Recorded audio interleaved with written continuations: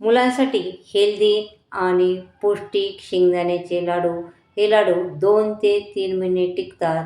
मुलांच्या मधल्या भुकेच्या वेळेस तुम्ही हा लाडू मुलांना खायला देऊ शकता. लहान मुलांपासून ते मोठ्या माणसांपर्यंत सगळ्यांच्या आवडीचा हा लाडू आहे. हा लाडू खायला खूप टेस्टी, हेल्दी आणि पौष्टिक आहे. मी अशाच किचनमध्ये आपल्या सर्वांचं स्वागत आहे. आज आपण बनवणार आहोत शेंगदाण्याचे लाडू. हे लाडू उपासाचे पण लाडू आहेत आणि बनवायला अगदी साधे सोपे आहेत. खायला पण तेवढेच हेल्दी पौष्टिक आहेत. त्यासाठी मी 1 किलो शेंगदाणे घेतलेले आहेत आणि शेंगदाणे पहिले आपले स्वच्छ करून घ्यायचे आहेत. आणि शेंगदाणे मी स्वच्छ करून घेतलेले आहेत. आणि शेंगदाणे भाजण्यासाठी आपल्याला पसरट भांडं घ्यायचं आहे. नेहमी शेंगदाणे भाजताना पसरट भांड्यामध्ये शेंगदाणे भाजायचे आहेत, म्हणजे शेंगदाणे असे चांगले व्यवस्थित आणि एकसारख्या भाजल्या जातात. आणि शेंगदाणे भाजताना आपल्याला कमी गॅसवरती शेंगदाणे भाजायचे आहेत. कुठेही गॅस आपल्याला मोठा करायचा नाही आहे. आणि जेवढे शेंगदाणे तुम्ही कमी गॅसवरती भाजता तेवढेच आपले लाडू कुरकुरीत, क्रंची आणि टेस्टी बनणार आहेत आणि जास्त दिवस टिकणार आहेत. आणि शेंगदाणे भाजताना जास्त म्हणजे तांबूस असा रंग येऊन द्यायचा आहे आणि खरपूस भाजायचे आहेत बघा. आणि शेंगदाणे बघा असे तांबूस रंग आलेला आहे. आपले शेंगदाणे खूप कुरकुरीत क्रंची झालेले आहेत. आणि अशा पद्धतीने आपल्याला सारे शेंगदाणे भाजून घ्यायचे आहेत. आणि एका पसरट भांड्यामध्ये शेंगदाणे काढायचे आहेत भाजल्यानंतर सुद्धा. आणि त्याला थंड होऊन द्यायचे आहेत. सगळे शेंगदाणे आपल्याला थंड होऊन द्यायचे आहेत. आणि शेंगदाण्याचे लाडू बनवताना तुम्हाला शेंगदाण्याचे छिलके काढायचे नाही आहेत. आपण हेल्दी आणि पौष्टिक लाडू बनवणार आहोत. छिलकेसहित लाडू बनवले तर आपले हेल्दी आणि पौष्टिक लाडू बनणार आहेत. आणि सगळे शेंगदाणे मी थंड करून घेतलेले आहेत. शेंगदाण्याला कलर पण छान आलेला आहेत. आपले शेंगदाणे कुरकुरीत क्रंची झालेले आहेत. आणि अशा पद्धतीने आपण 1 किलो शेंगदाण्याला अर्धा किलो गूळ असा हा चाकूने मी बारीक करून घेतलेला आहे. तुम्ही खिसणीने पण खिसून घेऊ शकता. आणि आता आपल्याला हे मी चाकूने खिसलेलं आहे, बारीक करून घेतलेला आहे चाकूने.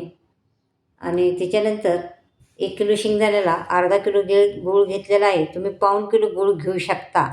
आणि आता तुम्हाला याच्यामध्ये माझी लाडू बनवायची पद्धत थोडी जरा हटके आहे. आणि थोडे याच्यामध्ये पहिले मी गूळ घालते आणि त्याच्यानंतर याच्यावरती शेंगदाणे घालते. परत पुन्हा थोडा गूळ घालते आणि त्याच्यानंतर पुन्हा मी शेंगदाणे घालते. याच्यामुळं काय होतं, आपल्या शेंगदाण्याला सगळीकडे एकसारखा गोडपणा येतो. गुळाची चव सगळीकडे एकसारखे लागते. आणि हे बघा अशा पद्धतीने. आणि याच्यानंतर आपल्याला मिक्सर चालू बंद करून 2 ते 3 सेकंद चालू करायचं आहे, बंद करायचं आहे. अशा पद्धतीने जाडसर भरड करून घ्यायची आहे. बघा मी हे जाडसर भरड करून घेतलेले आहे. आणि अशा पद्धतीने सगळ्या शेंगदाण्याची आपल्याला एकदम भरड करून घ्यायची आहे, जाडसर भरड करून घ्यायची आहे. हे पहा. आणि सगळे शेंगदाणे मिक्सरमध्ये बारीक करून घेतलेले आहेत. आणि त्याच्यानंतर खूप असे बारीक नाही करायचे.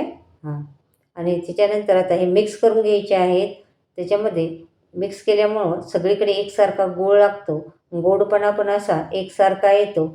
आणि आता आपल्याला याचा लाडू बनवायला येते का बघायचं आहे, चेक करायचं आहे. आता लाडू पण बनायला होतो आहे. आपल्या लाडूला बाइंडिंग येते. अशा पद्धतीने आपल्याला हे सारे लाडू बनवून घ्यायचे आहेत. आणि हे लाडू जेवढे बघा किती छान लाडू झालेला आहे. लाडू जेवढा दिसायला सुंदर दिसतो तेवढाच खायला हेल्दी आणि टेस्टी लागतो. अशा पद्धतीने मी सारे लाडू बनवून घेणार आहे. आणि आपल्याला जर कोणाला विकनेस असेल किंवा रक्ताची कमतरता असेल किंवा हिमोग्लोबिनचं प्रमाण जर कमी असेल तर तुम्ही दररोज सकाळी एक जर लाडू खाल्ला तर आपले रक्ताची कमतरता भरून निघते. हिमोग्लोबिनचं प्रमाण पण कमी असल्यानं ते रिकवर होतं आणि विकनेस असेल तर आपल्या शरीराला हे लाडू खाल्ल्यामुळं एनर्जी पण मिळते. तर दररोज सकाळी सगळ्यांनी प्रत्येकाने एक लाडू खाल्ला पाहिजे. आणि हा लाडू उपवासाचा लाडू पण आहे. उपवासाला पण हा लाडू खातात. तर अशा पद्धतीने तुम्ही हे शेंगदाण्याचे लाडू बनवून बघा. आशाच किचन चॅनलवरती नवीन असाल तर चॅनलला सबस्क्राईब करा, लाईक करा, शेअर करा. पुन्हा भेटणार आहोत नवीन नवीन रेसिपी. तोपर्यंत बाय बाय.